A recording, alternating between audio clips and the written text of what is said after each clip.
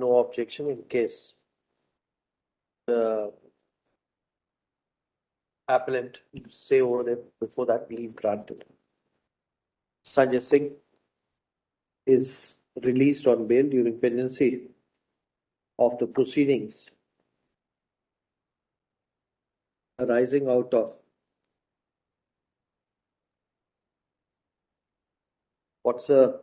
arising out of ECR stroke HIO Roman 2 stroke 14 stroke 2022 issued in respect of offence under sections 3 and 4 of the Prevention of Money Laundering Act 2002. नमस्कार दोस्तों, मैं हूं दिलजीत और आप देख रहे हैं extra news live. Supreme court ने आम आदमी पार्टी के राज्यसभा सांसद संजय सिंह को जमानत दे दी है। पिछले साल अक्टूबर में दिल्ली शराब नीति मामले से जुड़े एक मनी लॉन्ड्रिंग केस में ईडी ने उन्हें गिरफ्तार किया था। आज की सुनवाई में ईडी ने उनकी जमानत का विरोध नहीं किया। हैरानी करने वाली बात है ना। आगे सुनिए।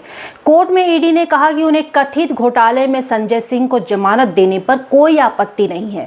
पहले तो ईडी ने आरोप लगाया था कि संजय सिंह ने नीति बनाने और लागू करने में मेन भूमिका निभाई थी, जिससे कुछ शराब बनाने वालों, थोक विक्रेताओं और खुदरा विक्रेताओं को फायदा पहुंचा था। तो अब ईडी को दिक्कत क्यों नहीं है? क्या ईडी संजय सिंह से जो उगलवाना चाहती थी वह उसने उगलवा लिया है? क्या संजय सिंह ने कुछ ऐसा कहा है कि अरविंद केजरीवाल की मुश्किलें बढ़ सकती हैं? तो अब दूसरा सवाल यह भी है दोस्तों कि जब से अरविंद केजरीवाल ईडी के कस्टडी में थे, तब से ही सुनीता केजरीवाल का कद बढ़ता जा रहा था।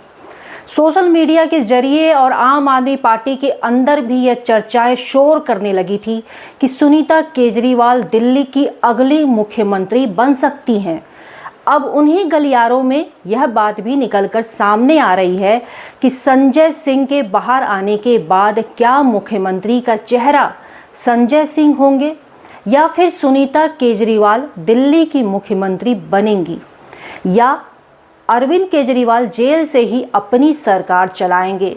यह भी देखना दिलचस्प होगा। फिलहाल संजय सिंह के बाहर आने के बाद आम आदमी पार्टी जो निराश हो चला था, अब आम आदमी पार्टी को एक जोश मिल गया है। संजय सिंह के बाहर आने के बाद मिठाई खिलाकर खुशियां जताई जा रही हैं, फूल माला पहनाकर गाड़ी में रैली निकाली जा रही है और देशभक्ति के गाने चलाए जा रहे हैं। अब चलिए दोस्तों देखते हैं कोर्ट में आखिर आज हुआ क्या। जस्टिस संजीव खन्ना, जस्टिस दीपांकर दत्ता और जस्टिस पीवी वराले की बेंच ने उन्हें बेल तो दे दी, मगर साथ में यह भी कहा कि ये रियायत नज़ीर नहीं बन सकती है। साथ ही सुप्रीम कोर्ट ने यह भी कहा कि जमानत की शर्तें निचली अदालत में तय की जाएंगी। बेंच ने ईडी से पूछा कि आखिर संजय सिंह अब भी जेल में रखने की ज़रूरत उन्हें क्यों नहीं है। संजय सिंह के वकील ने कहा कि मनी लॉन्ड्रिंग की पुष्टि नहीं हुई और मनी ट्रोल का भी पता नहीं चला है। इसके बाद भी संजय सिंह 6 महीने से जेल में हैं। इस पर सुप्रीम कोर्ट की बेंच ने इस दलील को रिकॉर्ड किया कि सिंह के कब्जे से कोई पैसा बरामद नहीं हुआ। उन पर 2 करोड़ रुपए के रिश्वत लेने का आरोप लगा था। सुप्रीम कोर्ट ने कहा कि संजय सिंह अपनी राजनीतिक गतिविधियां जारी रख सकते हैं, क्योंकि जो आरोप उन पे लगे वो 6 महीने में नहीं सामने आया। अदालत ने यह भी कहा कि कोर्ट ये रिकॉर्ड कर रहा है कि रियायत उनके तर्क शुरू करने से पहले ही दी गई थी। अब संजय सिंह को सुप्रीम कोर्ट से जमानत इसलिए मिली क्योंकि संजय सिंह ने जांच में सहयोग किया और बहुत सारे राज खोले, इसलिए तो नहीं। संजय सिंह की जमानत का ईडी भी विरोध नहीं कर रही थी। उनकी जमानत हो गई और ईडी ने कोई विरोध नहीं किया। या फिर संजय सिंह की रिहाई पूरे देश में एक राजनीतिक भूचाल लेकर आएगी। संजय सिंह अब एक घायल शेर हैं। सुना है ना कि घायल शेर ज़्यादा खतरनाक होता है। अब अगर संजय सिंह घायल शेर हैं और अब वो जेल से बाहर आने के बाद ज़्यादा खतरनाक हो गए हैं, तो अगर उन्होंने ईडी को उनके मन मुताबिक गवाहियाँ दी होंगी, कुछ ऐसे राज खोले होंगे जो ईडी चाहती थी कि उनको ऐसे राज मिले, जो अगर होगी आम आदमी पार्टी के अंदरूनी, अगर वो राज ईडी के हाथ में लग गए होंगे, तब ये घायल शेर तो नहीं कह सकते हैं।